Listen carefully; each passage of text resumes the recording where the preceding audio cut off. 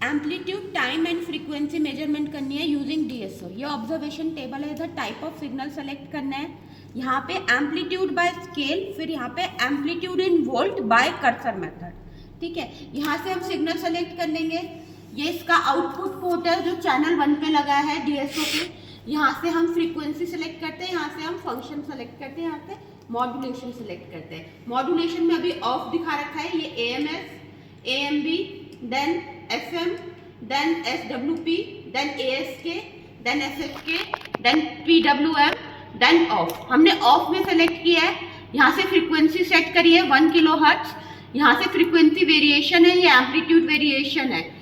यहाँ से हमने फंक्शन सेलेक्ट किया, साइन वेव है, दिस इज स्क्वायर, यहाँ पे स्क्वायर आ रही है, ये ट्रायंगुलर आ रही है, ये रैंप आ रही है, पल्स आ रही है।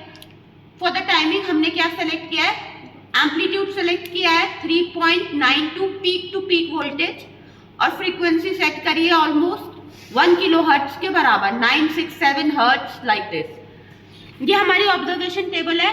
पहली टेबल में serial number, then type of signal, फिर amplitude and volt by scaling method, जो हमने सीआरओ में यूज करा था वही हम डीएसओ में यूज करेंगे। सीआरओ में हमने क्या करा था, वोल्ट पर डिवीजन, टाइम पर डिवीजन है, ये वोल्ट पर डिवीजन है, और यहाँ से नंबर ऑफ डिवीजन कैलकुलेट करके इसको इससे मल्टीप्लाई कर दिया था तो हमें वोल्टेज मिल रही थी, इसको इससे मल्टीप्लाई कर दिया था तो हमें क्या मिल रहा था, टाइम। जब इस नंबर ऑफ डिवीजन यहाँ पे काउंट करेंगे एक्स एक्सिस में तो टाइम मिलेगा, जब number of division Y axis में काउंट करेंगे तो हमें एम्पलीट्यूड मिलेगा। सेम हम यहाँ पे करेंगे। यहाँ पे जो दिस नोब है वो यहाँ पे शो कर रहा है, दैट इज वोल्ट पर डिवीजन। वोल्ट पर डिवीजन हमारे पास कितना है, 1 वोल्ट। और अब हम डिवीजन काउंट करेंगे, कितने डिवीजन आ रहे हैं हमारे यहाँ से, 1 2 3, मुझे ऑलमोस्ट 3.3 लग रहा है। 3.3 से थोड़ा सा ज्यादा लग रहा है। अगर हम ये वाले एक्सिस के पूरे, एक व्हाइट लाइन और एक येलो लाइन के पूरे डिवीजन को काउंट करेंगे तो मुझे ऑलमोस्ट ये लग रही है 3.5 के पास ही है, 3.4 मान लो, 3.4 इंटू 1, नंबर ऑफ डिवीजन कितने हो गए 3.4, और वोल्ट पर डिवीजन कितना है, वोल्ट 1, तो मल्टीप्लाई करेंगे तो हमें पीक टू पीक वोल्टेज कितनी मिल रही है, 3.5 के अराउंड। तो वो हम इस ऑब्जर्वेशन टेबल में लिख देंगे। कर्सर मेथड में हमने क्या सेट करा था, व्हाइट वाली लाइन को ऊपर, कर्सर को ले जाएंगे, यहाँ पे हमने कर्सर का ए सेट कर रखा था जो इस नोब से है, ये व्हाइट वाला देखो यहाँ पे मुड़ चेंज हो रहा है, इसे मैंने ऊपर पीक, अपर पीक पे सेट कर दिया। कर्सर का बी वाला पार्ट सेलेक्ट करा मैंने नीचे वाली लाइन पे, इसी एंगल से ये बी सेलेक्ट हो गया, और इसने इसका आउटपुट दे दिया।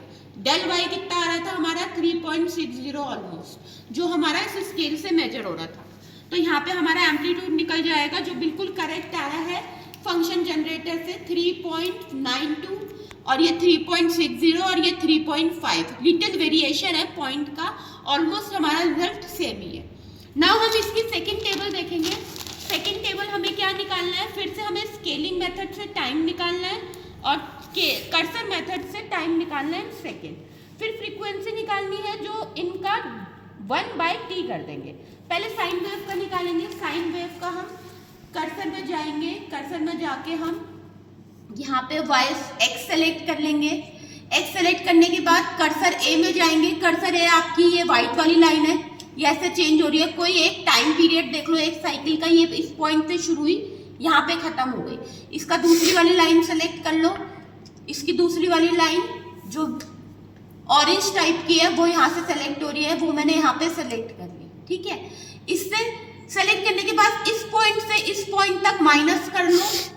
कर्सर ए कितना था, 20 मिली सेकेंड, ठीक है, और कर्सर बी कितना है, 1.04, इनको माइनस करेंगे तो 1.02 मिली सेकेंड निकला, और इसको डिवाइड कर देंगे, this is the time period, और ये क्या फ्रीक्वेंसी, माइनस करेंगे तो 980 हर्ट्ज, जो ऑलमोस्ट इसके बराबर आ रही है जो फंक्शन जनरेटर हमें साइन वेव दे रहा है। अब स्केलिंग मेथड से कैसे करेंगे, स्केलिंग मेथड से नापने के लिए हमें कितने डिवीजन है, ये इस पॉइंट से इस पॉइंट तक के डिवीजन नाप लो, ऑलमोस्ट 2 मिल रहे हैं, और ये कितना है 500, दिस इज